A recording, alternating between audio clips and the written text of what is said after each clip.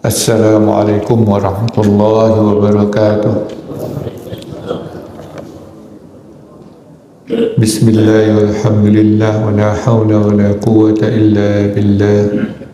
Salatan wa salaman ala rasulillah Sayyidina Muhammadin ibni Abdillah wa ala alihi wa ashabihi wa mawalah.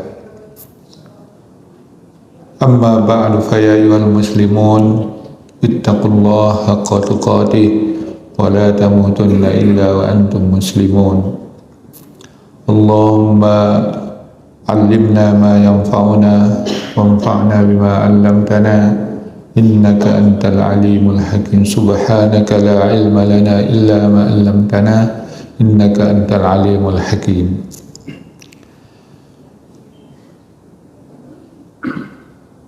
Pagi ini kita bersyukur kepada Allah Ta'ala karena kita masih diberi nikmat dan rahmat dan dilapangkan dada kita untuk selalu istiqamah menjalankan kewajiban-kewajiban yang dibebankan kepada kita. Salawat dan salam untuk junjungan kita, Allahumma salli ala sayyidina Muhammad wa ala ali sayyidina Muhammad. Melanjutkan ayat surat Al-Isra, yaitu pada ayat yang ke-85. Ayat 85 surat Al-Isra. A'udzu billahi minasyaitonir rajim. Wa yas'alunaka 'anir ruh Qulir ruh min amri rabbi wa ma utitum minal ilmi illa qalila. Dan mereka bertanya kepada engkau, hai Muhammad, anir ruh, tentang ruh. Qul, katakanlah hai Muhammad, ar-ruh min amri rabbi. Ruh itu bahagian dari urusan Rabbi, Tuhanku. Wa ma utitum minal ilmi, dan kamu tidak diberi ilmu, ilmu illa qalila, kecuali sedikit.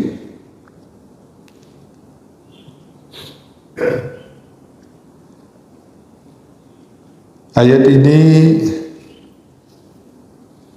dari aspek tanasubnya, yaitu rangkaian ayat ini dirangkaikan dengan ayat-ayat yang sebelumnya, yaitu ayat 84 dan ayat 86.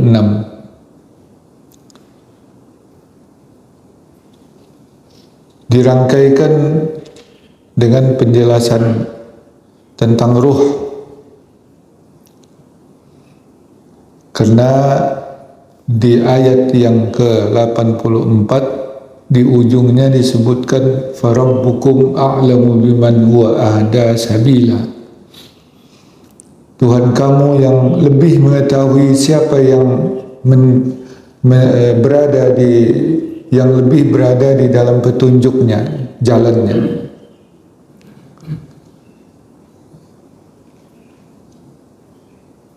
Jadi masalah hidayah. Sedangkan ayat 85 tentang ruh. Apa hubungan hidayah dengan ruh? Pertama, hubungannya hidayah itu sama-sama dari Allah SWT. Karena hidayah tidak akan didapat oleh hamba, oleh manusia kecuali dengan kehendak Allah SWT. Sedangkan ruh itu juga ditiupkan oleh Allah kepada kita, yaitu ruh pemberian dari Allah SWT langsung yang ditiupkan. Sama dengan hidayah juga adalah karunia dari Allah yang diberikan kepada kita. Kalau Allah tidak beri kita hidayah dan tidak memberi kita ruh, maka kita tidak akan mendapatnya.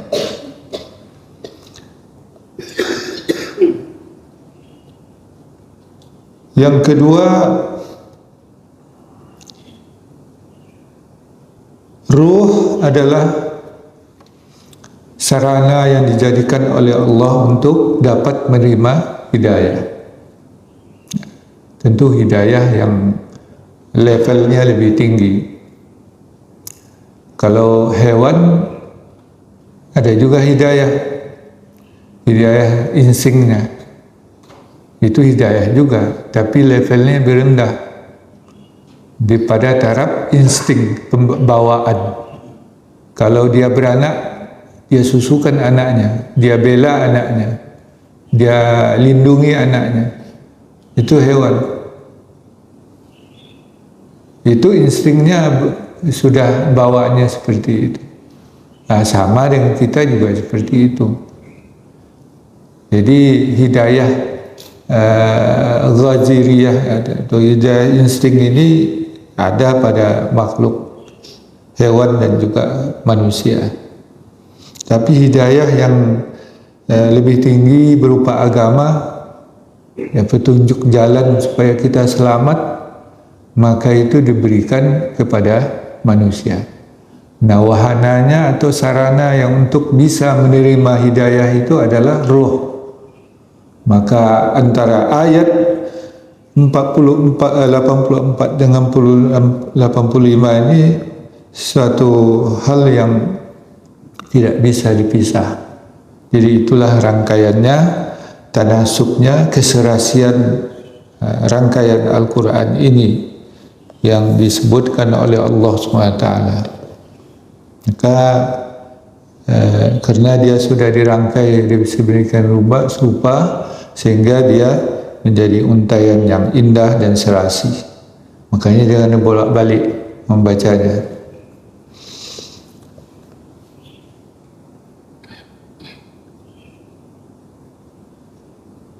Kemudian yang dari aspek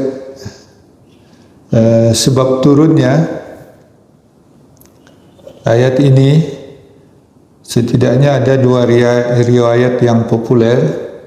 Ketika Imam Bukhari menafsirkan dalam Sahih Bukhari ayat ini dalam surat Al-Isra, yas'alunaka 'anir ruh, Imam Bukhari dan juga Muslim menukilkan satu riwayat dari Ibnu Mas'ud, cerita Abdullah bin Mas'ud yang pada suatu kali berkeliling kota Madinah. Dia melewati perkebunan, suatu areal pertanian di Madinah. Lalu setelah itu, melewati sekelompok orang Yahudi. Orang-orang Yahudi itu berbisik-bisik di antara mereka, "Tuh Muhammad," katanya, "coba tanyakan sesuatu kepadanya. Tanyakan tentang ruh kepadanya." Kata yang lain, tidak usah. Dia jawabannya tentu yang menyenangkan kita juga nanti.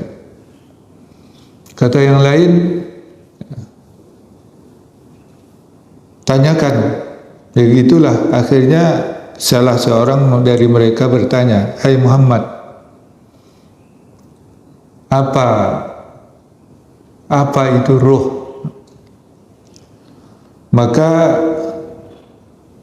Rasulullah terdiam, tidak menjawab apa-apa. Menurut Ibnu Mas'ud, ya, Rasulullah itu sedang menerima wahyu. Ya. Karena Rasulullah dilihat oleh Ibnu Mas'ud tertegun, tidak menjawab dan tidak berkata apa-apa. Maka kata Ibnu Mas'ud, "Fa'alimtu annahu yuha ilai." Kata Ibnu Mas'ud, maka aku mengerti bahwa Rasulullah itu sedang menerima wahyu. Lalu setelah itu barulah Rasulullah menjawab dengan ayat ini, "Wa yas'alunaka 'anir ruh, qulir ruh min amri rabbi, wa ma utitum minal ilmi illa qalila." Itu diriwayatkan oleh Imam Bukhari dalam tafsir ayat ini dalam Sahih Bukhari, dan Imam Muslim di bab sifatul munafik, sifatul munafiqin, sifat-sifat orang munafikin. Kemudian ada lagi riwayat yang diriwayatkan oleh Ibnu Ishaq, oleh At-Tabari, oleh Al-Baihaqi dan lain-lainnya yang kayak lebih populer dari cerita yang lain ya tentang ayat ini. Orang-orang Quraisy dia selalu menolak apa yang disampaikan oleh Rasulullah SAW. Padahal mereka tahu bahwa Rasulullah tidak pernah berbohong, tidak pernah berdusta. Mengapa mereka menolaknya? Satu kali mereka berkumpul tentang memecahkan persoalan ini. Maka di antara mereka mengusulkan, pergilah ke Madinah, tanya orang-orang Yahudi itu, apa ciri-ciri Nabi yang mereka tunggu-tunggu itu. Maka diutuslah beberapa utusan ke Madinah untuk menanyakan kepada orang-orang Yahudi yang dianggap mereka itu tahu tentang Alkitab, kitab mereka. Lalu sampai di Madinah mereka bertemu dengan tokoh-tokoh Yahudi. Maka orang-orang Yahudi itu memberikan masukan atau saran. Coba tanya kepada Muhammad itu tentang 3 hal.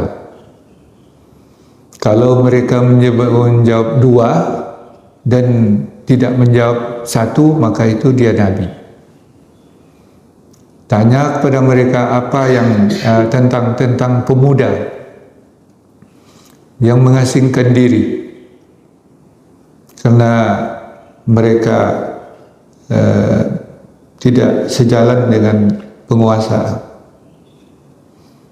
Yang kedua, tanya kepada mereka tentang seorang tokoh yang menguasai barat dan timur. Kemudian yang ketiga, tanyakan kepada mereka tentang yang tidak nampak tapi ada dalam diri kita. Jadi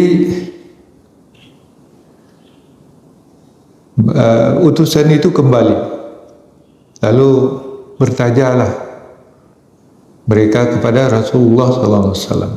Rasulullah menjawab, ya, sa'ujibu lakum ghadan. Saya akan menjawab pertanyaan kalian itu besok pagi.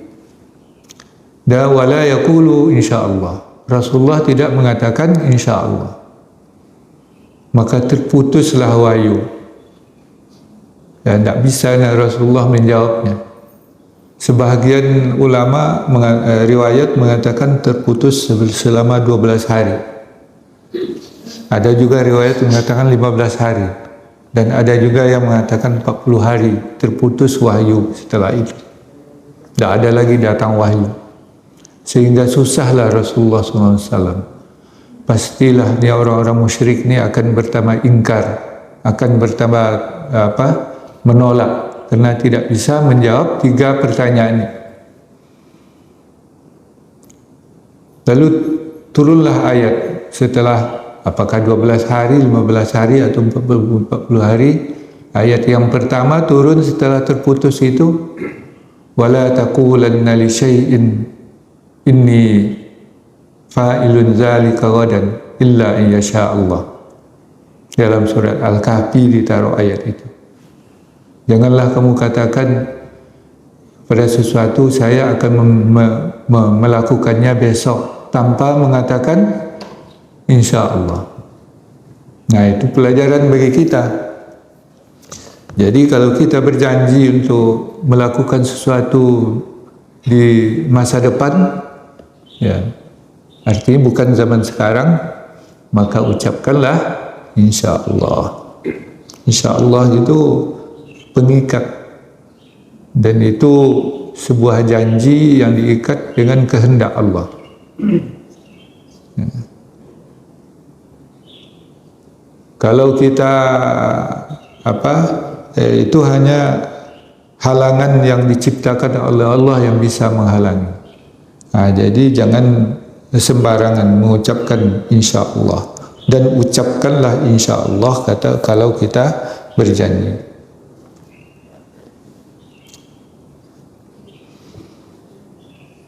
Nah, setelah itu barulah turun ayat yang menjelaskan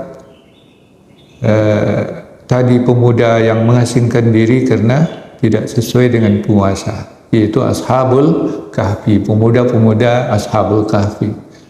Am hasibta anna Ashabul Kahfi wal Raqimi kanu min ayatina ajaba, dan seterusnya. Ya, turun ayat. Maka disampaikanlah kepada kaum musyrik.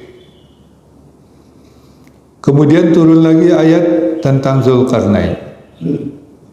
Ya. Juga ditaruh dalam surat Al-Kahfi. Nah, tinggal satu ini. Itu kemudian barulah turun ayat ini. Ya. Supaya, dan ini was'alunaka 'anir ruh, artinya Rasulullah SAW tidak menjawabnya secara rinci. Diserahkan ilmunya kepada Allah. Qulir ruh min amri rabbi. Ruh itu urusan Tuhanku.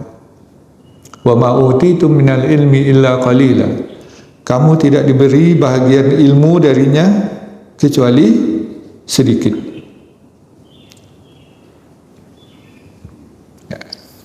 Sedikit tapi sedikit menurut Allah itu tentu bagi kita banyak.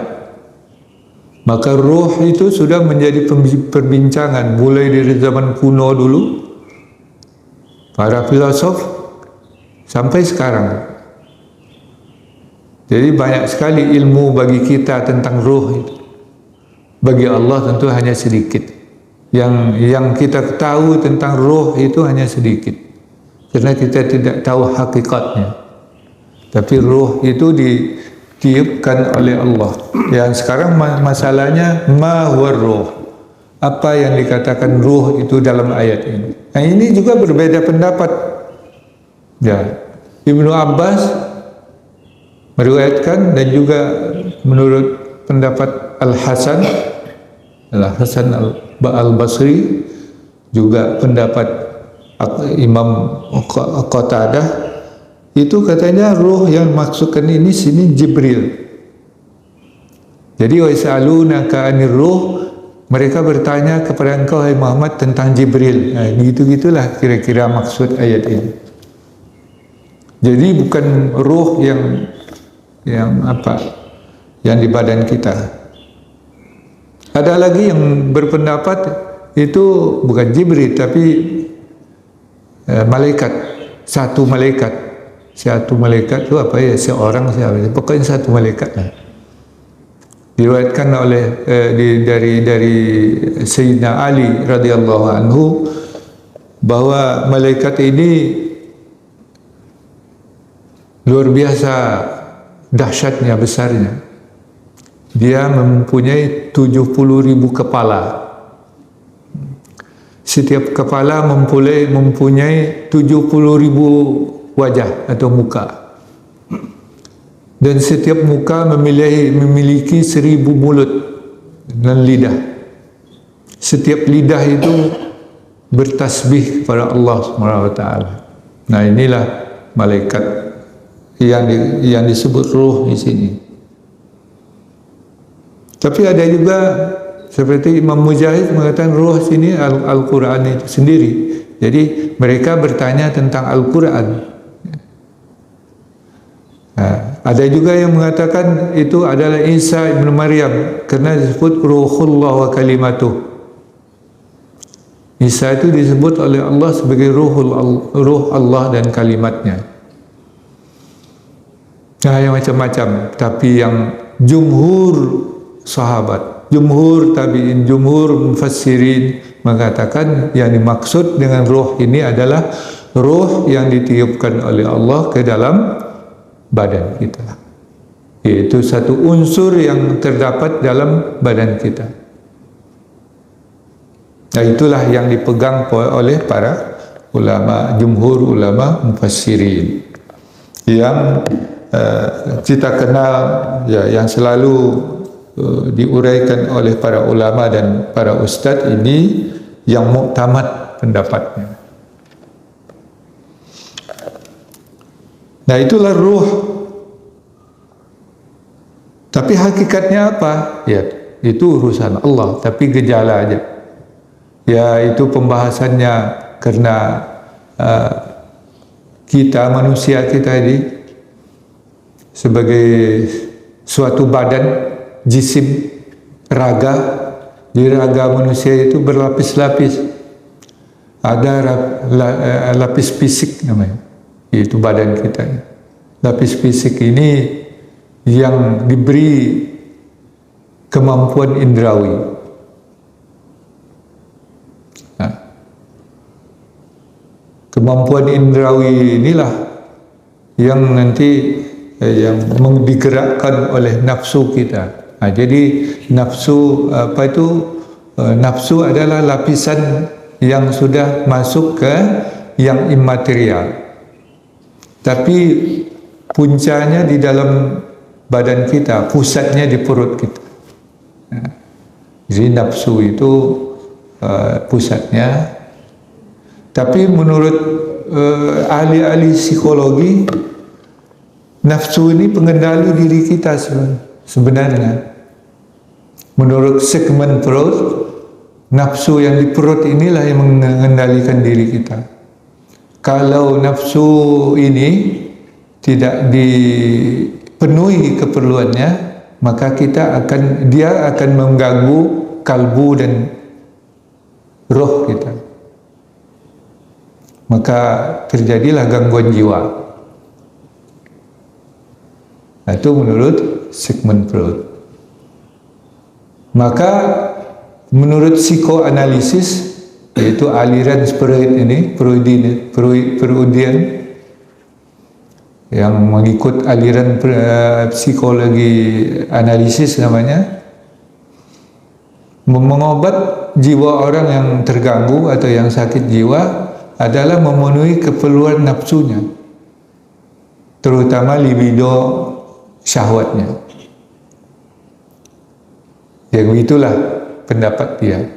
Tapi oleh para filosof dan juga ya di dalam agama tidak seperti itu. Yang menjadi pusat itu adalah ruh ini. Ruh ini berlapis-lapis. Ya, yaitu lapis terluar adalah kalbu kita. Kalbu kita itu yang disebut akal itu. Jadi akal yang terlihat dari dia juga punya, karena dia berakal juga, kalbu kita itu punya indera yang pusatnya di jantung. Kalbu kita bisa melihat, bisa mendengar, dan bisa berpikir. Ya. Itu untuk mengendalikan nafsu dan indrawi kita itu tadi. Nah, menurut ajaran agama, ajaran Rasulullah SAW, pusatnya bukan nafsu, tapi adalah kalbu ini, jantung kita ini. Ya, seperti yang sudah kita bahas juga, karena kalbulah yang mengikat, yang mengendalikan. Kalau kalbu lemah, maka nafsu yang akan mengendalikannya, digantikan oleh nafsu. Maka kalbu itu harus kuat. Nah, yang lapisan lebih lagi, lapisan terdalam lagi, inilah ruh. Ya, ruh yang mengendalikan pula kalbu kita, yang bisa menangkap hidayah itu tadi. Jadi hidayah yang datang daripada Allah itu adalah ruh yang lapisan dalam dari kalbu kita. Kalau ruh kita itu tidak bening, tidak sensitif, dia tidak bisa menerima hidayah itu. Maka kita harus mesti membeningkan atau membuat ruh kita itu, kalbu kita itu sensitif. sensitif untuk menerima hal-hal yang positif. Nah, ini tips-tips semua nih. Ya, yaitu yang sensitif itu apa bahasa kita yang sensitif itu? Peka. Ya, peka, ya, peka. Ya, peka terhadap hal-hal yang baik. Ya. Kalau kalbu kita, roh kita itu tidak peka dia terhadap yang baik-baik, dia tidak masuk dia. Itulah yang namanya masuk di telinga kiri, masuk di telinga kanan, keluar di telinga kiri. Tidak nyangkut dia. Karena roh kita itu tidak peka dia. Ya, tidak bisa dia masuk ke dalam kalbu kita. Nah, kalbu kita yang menyimpannya itu, kendalinya itu. Energi yang ditangkap oleh roh kita disimpan oleh kalbu kita, sehingga kalbu kita itu punya energi untuk mengendalikan nafsu, kuat dia. Ya, barulah kita terkontrol dari segala yang dihasung-hasung oleh, yang didorong-dorong oleh nafsu kita. Ya, seperti itu. Nah, kalau kaum sufi masih ada juga yang lebih halus daripada itu, lapisan yang terdalam yang disebut sir. Ya. Itu karena ada disebut wallahu ya'lamu israrakum ayahsabuna anna la na'lamu sirrahum wa najwahum. Jadi sir itu adalah lapisan yang paling dalam dari diri kita ini, yang unsur imaterial yang paling dalam, yaitu bagian dari ruh kita. Jadi bagian luarnya ada di kalbu kita, jantung kita, ya. Bagian dalamnya ada ruh, dan bagian dalam lagi ada intinya adalah sir. Ya, yang menurut mereka kaum sufi inilah yang kita sir inilah setelah raga kita bersih. Jadi kalau mau menuruti tarikat sufi, jalan sufi, ya kita harus membersihkan raga kita, indera kita ini, nafsu kita dari segala yang negatif. Buat yang baik-baik aja. Lakukan perintah Allah, tinggalkan larangan Allah. Itu pintu utamanya, pintu masuknya. Kemudian baru setelah itu bersih, bening, barulah kita membeningkan pula kalbu kita dengan zikir-zikir, dengan amal-amal perbuatan yang baik, dengan sedekah dan seterusnya, sehingga kalbu kita itu dengan banyak amal, dengan banyak pahala, dengan zikir-zikir dan tidak putus-putusnya kepada Allah SWT, maka kalbu kita itu akan menjadi sensitif dia kepada yang baik, menolak dia kepada yang buruk. Setelah kalbu kita sensitif dan dia selalu menolak yang buruk-buruk, nah bagaimana kita menyembah supaya kita anta'budallah, berbuat ihsan, anta'budallah ka'annaka tarahu, seperti seolah-olah kita berhadapan melihat Allah SWT. Untuk mencapai itu kita harus melatih roh kita juga, baru kita bisa mendapatkan yang disebut oleh Rasulullah itu ihsan. Nah, ihsan. Kalau tidak, dia kemana-mana pikiran kita itu, tidak terkontrol dia. Ya, walaupun kalbu kita sudah bisa mengontrol nafsu kita, tapi kalau masih campur dia, roh kita itu belum sensitif, ya, belum bening dia, maka godaan-godaan luar itu, pikiran-pikiran itu akan masih belum bisa ihsan seperti yang disebutkan oleh Rasulullah SAW.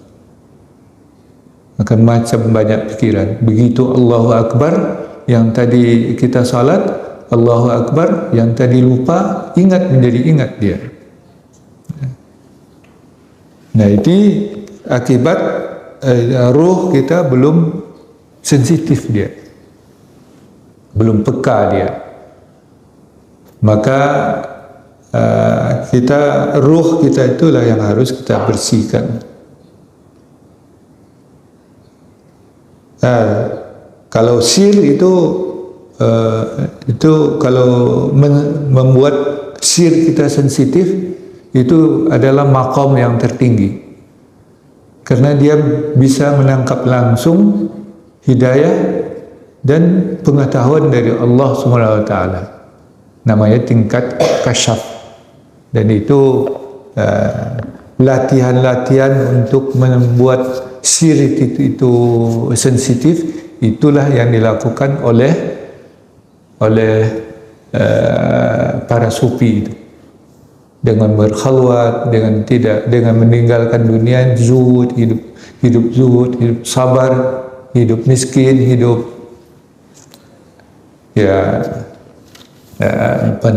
menggantungkan diri kepada Allah SWT. Ya. Nah, itulah yang berkaitan dengan ruh kita ini, yang diberikan ilmu sedikit itu oleh Allah SWT.